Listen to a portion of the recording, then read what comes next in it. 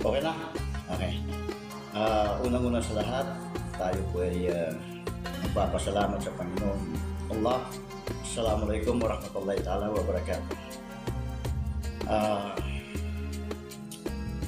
Kuya Kiko, para sa akin, sa budget ng FA, wala po ako dyan.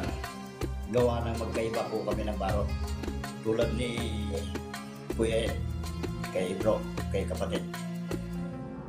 Pero hangad ko na sana itama nila, ilagay nila sa tama yung kaparaanan ng mga budget na yan. Sobra na, tama na. Masundot ko yung sinasabi ni kapatid na Kuya Ed about sa kay Brownie. Magkaiba man tayo ng magkaiba man tayo ng damit o baro. Pero para sa akin, isang pinaglalaban natin kung susunod ka para sa taong bayan. Sayang ang pamumuno mo, ginagawa kang tuta. Nagpatuta ka dahil sa salapi. Huwag mong hintayin na magkaroon ng civil war na hangad ko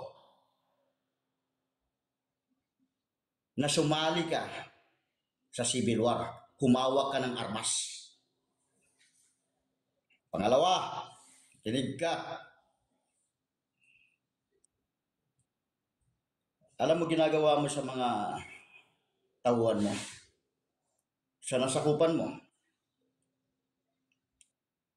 Silang pinapahamak mo eh. Pagka nagkaroon ng civil war, anong gagawin mo? Mananatili ka sa kwarto mo, matutulog. Maghihintay ka lang ng order galing sa mas mataas sa iyo. Tapos ikaw naman, gagawin mong tuta ang lahat ng mga nasakupan mo na nasa mababang posisyon. Hangad ko kung gusto mo at mangyari na magkaroon ng civil war, sana humawa ka ng armas. Malay mo, baka mag-cross ang gandas natin.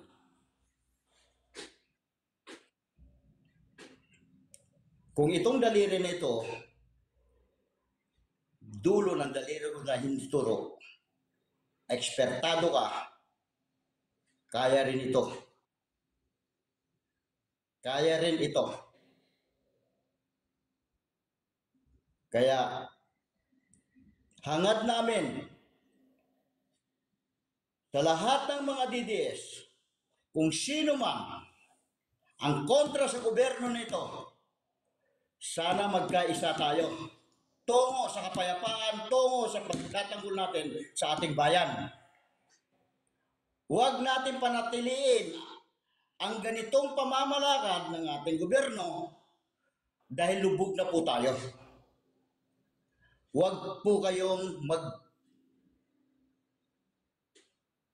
magbebenta ng inyong prinsipyo dahil lamang sa pera. Inuulit ko, kahit ako, pitpitin man ninyo ang bayag ko, damitan man ninyo ako ng salapi, ang prinsipyo ko ay hindi nababayaran.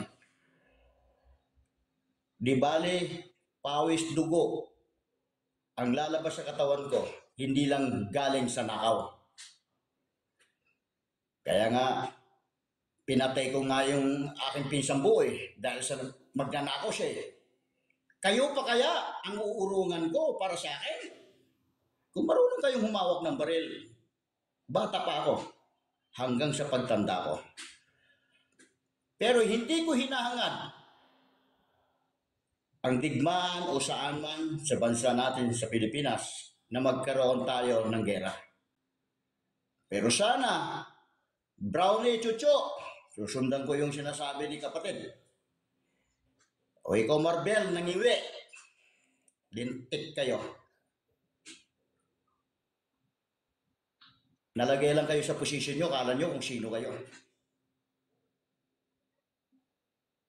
Kaya masasabi ko, hindi man tayo magkabaro, pero kaya nyo, kaya namin. Baka masigit pa kami. Hindi nakapagtataka yun. Nangyari at nangyari na. Ang sarap kayakap na tulad namin, ang mga ibang kabaro namin tulad ng mga sundalo AFP Police. Sa Mindanao, nagyayakapan ngayon ang Bangsamoron Militar at ang mga military police natin. Tapos ngayon gagawin nyo?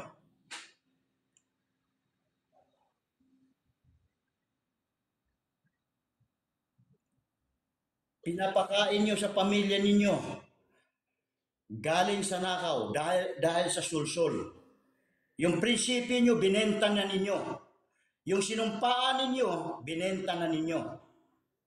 Wala na kayong puwang sa lahat ng mga katiwalian sa bansa natin. Sobra na.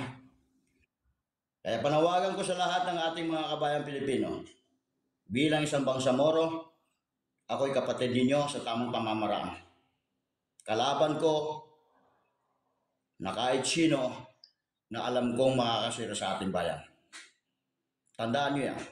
Malit ka man o malaki, para sa akin, pang sarili kong interes, kalaban ko kayo. Saan man tayo magkita-kita, tandaan nyo mukha ko. Hindi ko kayo urungan sa labang para sa Pilipino. Hindi ito, dapat ang ilalaban ko dito ang Bangsamoro lang eh. Pero hintayin ninyo ang bagsik ng Bangsamoro kapag ipagpatuloy nyo yan. Hindi ang kwento, hindi kwento sa bato yan o kwento sa kalye. Alam ninyo ang kasaysayan ng Muslim sa buong bansa. Hindi nakapagtataka yan. Kami ang nagiging savers ng Pilipinas pagdating sa ganyang bagay. Naniningil ba kami?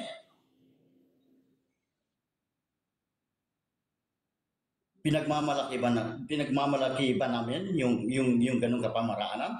Hindi, kasi para yun sa bayan. Para sa bayan yun. Kaya yun ang masasabi ko, mga kapatid. Palawakin natin ang ating isipan at makinig tayo sa kaparaanan ng bawat sinasabi ng mas nakakataas sa atin na kung saan alam natin ang tama.